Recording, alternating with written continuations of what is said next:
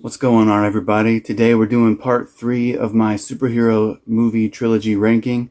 The trilogies we're looking at are the 90s Ninja Turtles, 2000s X-Men, Captain America, Iron Man, Sam Raimi Spider-Man, Tom Holland Spider-Man, Guardians of the Galaxy, the Dark Knight trilogy, Zack Snyder's DC trilogy, and the Wolverine trilogy.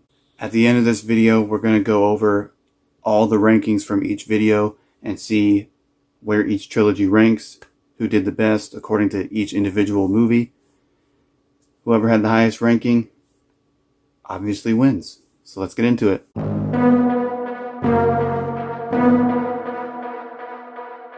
So coming in at last place for me is going to be X-Men 3: The Last Stand. This movie's a mess. There's some entertaining moments, like I'd probably still give it like a 5 out of 10, 6 out of 10. Wolverine still has some fun in there, but there's so many storylines. I mean, all the storylines are like good ideas, but none of them are fleshed out enough. None of them are executed well. And so the end battle just feels lackluster. Like you don't care about any of the storylines going on because none of them are fleshed out enough. So while there's some superhero comic booky fun to be had, this movie is not that good. Coming in at number 9 for me, I got Teenage Mutant Ninja Turtles 3. This movie's not necessarily that good either, but my love for the Turtles, the fact that the story is straightforward and makes sense, I give it at the very least a 6 out of 10, maybe a 7 out of 10, just for reference. I'm basically ranking it higher because the story's less convoluted, and I love the Turtles more than I love the X-Men. So, that being said, the costumes here are not nearly as good as the first movie. They're not even as good as the second movie. They bring Casey Jones back just to have him babysit a bunch of ancient samurais. So, that's just ridiculous. I like that they brought the Turtles into, is it ancient China or ancient Japan? I'm not sure. But either way, the setting was pretty cool to have the Turtles in. Overall, it's still a fun Turtles movie. If you love the Turtles, you're going to have some fun here. It's just not as good as the first two. But if you love the Turtles, I recommend seeing it if you've never seen it. I never skip it if I'm going on a Turtles marathon, so it's still entertaining to me. It's just not nearly as good as the rest of the movies on this list. Now, I might sound crazy, but the rest of these movies, I would give at least an 8 out of 10. That being said, number 8 is going to be Iron Man 3. I don't hate this movie as much as a lot of people have been hating it over the past 12 years. Yeah, the twist of the Mandarin not being the Mandarin might not be comic accurate, but I've never read an Iron Man comic, so I didn't really care about that. I still thought the villain was good. I still thought the twist was interesting, and it surprised me the first time I saw it. I think the Trevor guy is hilarious. And instead of the whole movie just constantly being jokes, they had a comic relief character.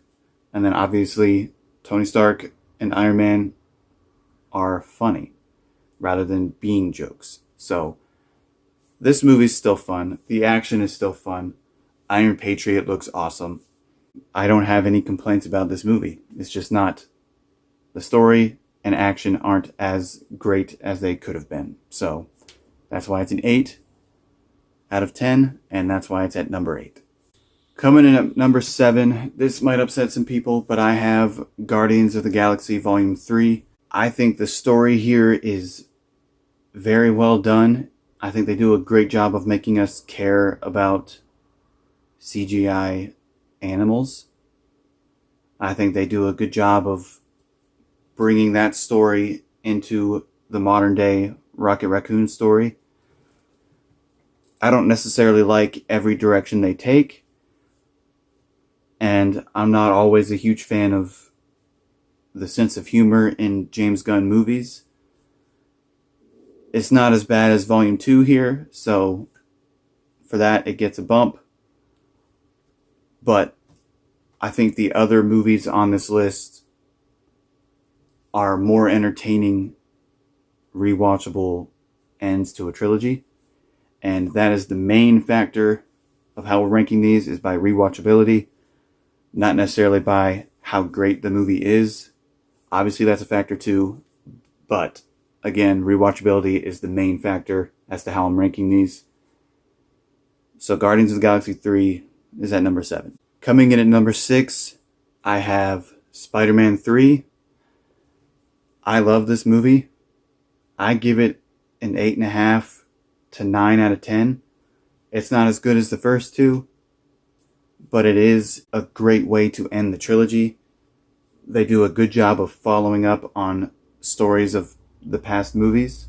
We all know the history. Sam Raimi was basically forced to have Venom in the movie, and given those circumstances, I think this movie is as good as it could have been. I think the Venom storyline is good enough. I think the Sandman storyline is good enough. I think Harry's new Goblin storyline is good enough as well. Obviously, they all had to take a step back so that they could all be in the movie. There wasn't room to focus on each story on its own.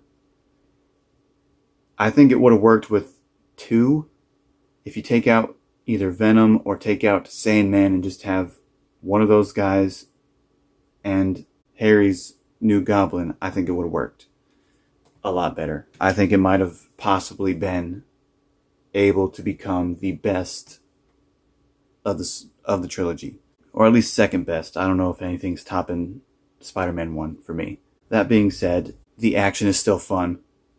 Harry's story arc over the course of the trilogy is great. He redeems himself and sacrifices himself and dies basically the same way his father did. It's like poetry. It rhymes. The action sequence between Peter and Harry is chef's kiss. It's awesome.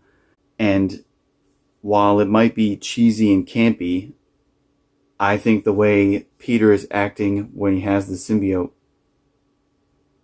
is accurate.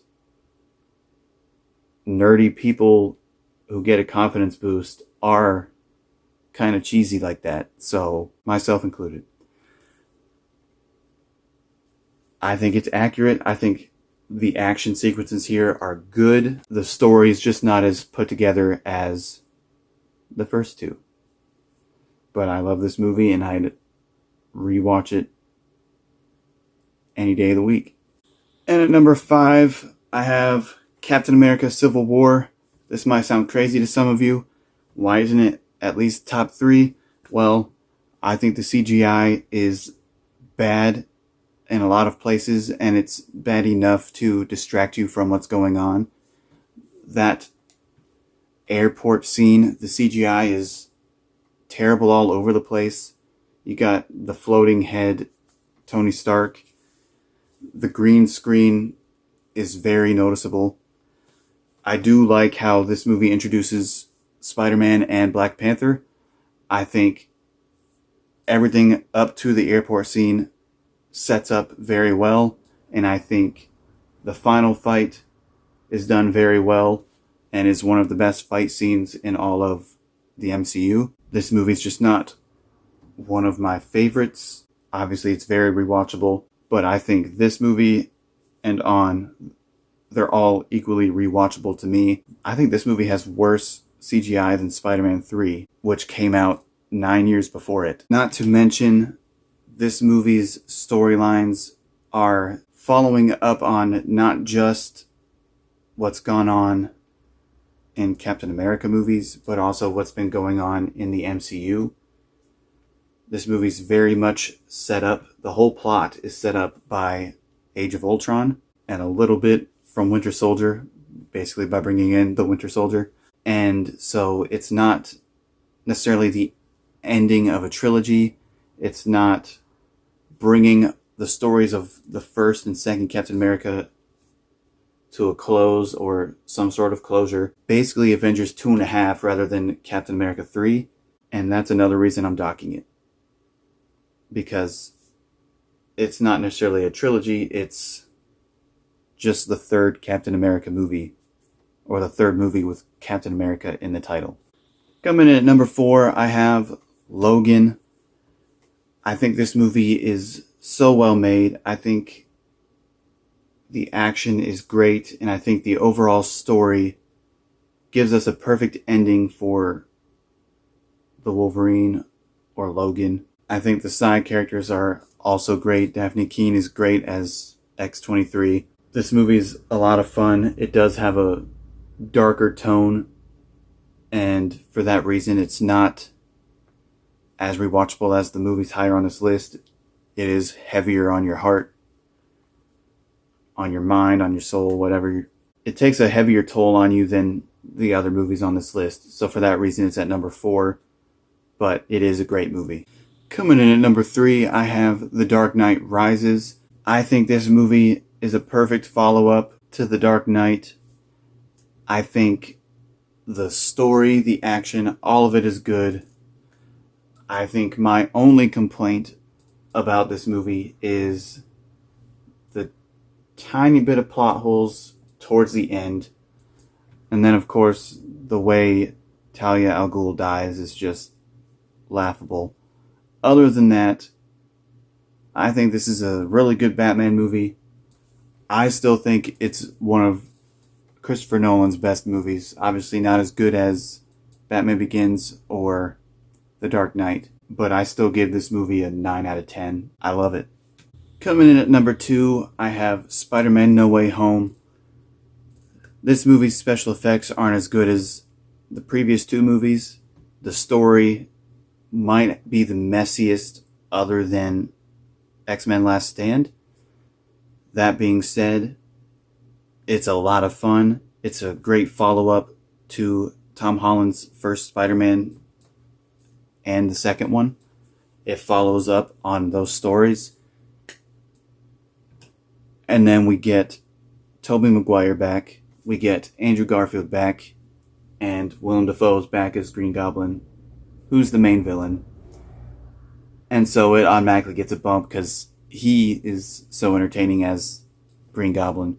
Andrew Garfield's Spider-Man gets redemption in saving this universe's MJ. We all know he wasn't able to save Gwen in his universe. And then technically, Tobey Maguire's Spider-Man is the hero of the movie. He saves Tom Holland's Spider-Man from becoming a villain, essentially. He saves him from killing Green Goblin. He saves him from himself. It's great. Every Spider-Man has good moments, and we get this. If you know, you know. Spider-Man No Way Home is a very rewatchable movie. It's a whole lot of fun. The story's not that great, but we get all the Spider-Man we've enjoyed. We get all the villains we've enjoyed over the past. It's a great Spider-Man movie, and it's a fun, great superhero movie. Number 2. And this might be controversial, but at number 1, I have Zack Snyder's Justice League. DC is the comic line I prefer. I prefer those characters over Marvel characters, with the exception of Spider-Man. But overall, I enjoy DC characters more than I do Marvel. And so, this being the epic live-action Justice League movie that it is, being the only good one we get, I thought Justice League was okay. Like, I gave it a 5 or 6 out of 10 when it came out. But after seeing this one and seeing how much they cut out, how much they messed up in that one, it's just gotten even worse for me. This one, it follows up so well with the past 2 movies, and every single hero gets a moment to shine. The Flash has awesome moments. Cyborg has awesome moments. And him and Flash are really the main story guys for this movie. Obviously, we get a little bit of Wonder Woman and Batman. Batman's trying to right all the wrongs he's done in the past movie. Wonder Woman's basically his sidekick in this. I think this movie is so entertaining. It's epic. It's possibly the best elseworld story or multiversal story we might ever get. This movie's amazing. Yes, it's 4 hours long, but I really don't care. If the movie's good, I don't care how long it is. A lot of people say the Lord of the Rings trilogy is one of the best trilogies ever made. Every single one of those movies are 3 hours long. This trilogy is about as long as the Lord of the Rings trilogy. Unless you watch the extended cuts of the Lord of the Rings trilogy, then it's even longer. But Zack Snyder's Justice League is awesome. If you haven't seen it, I recommend watching it, especially as a trilogy. Watch Man of Steel, BVS Ultimate Edition, and Zack Snyder's Justice League. And it's this big, fun DC trilogy. It's not a Superman trilogy, it's not a Batman trilogy, it's just a DC trilogy, and it works. To me, it's a lot of fun. So that concludes part 3. Now it's time to see which trilogy won. The way we're scoring them is if the first movie came in 10th place, then it gets 10 points. First place gets 1 point. We're scoring each movie. Whichever trilogy has the lowest amount of points is the winner. Let's do it. Alright, time to get to the rankings. So coming in at last place, or 10th, is the X-Men trilogy. The first movie came in at 7th place, second at 5th, and of course the third at 10th place. And then moving on to number 9, the Guardians trilogy. First one came in at 5th place, the second one came in 10th, and the third one came in 7th. Coming in 8th place is the Wolverine trilogy.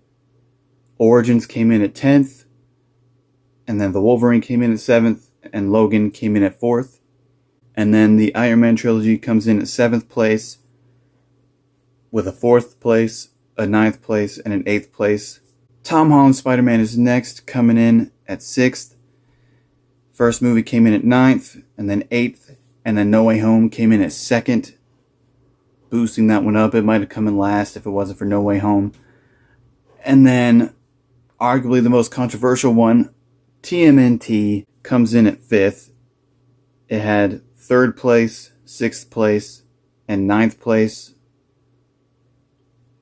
And then the Captain America trilogy comes in at 4th with an 8th ranking, a 2nd, and a 5th.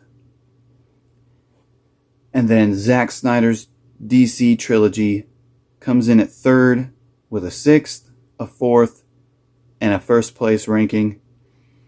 And then the Sam Raimi, Tobey Maguire Spider-Man trilogy comes in at 2nd place with a 1st, a 3rd, and a 6th, just barely beating Zack Snyder's DC trilogy overall.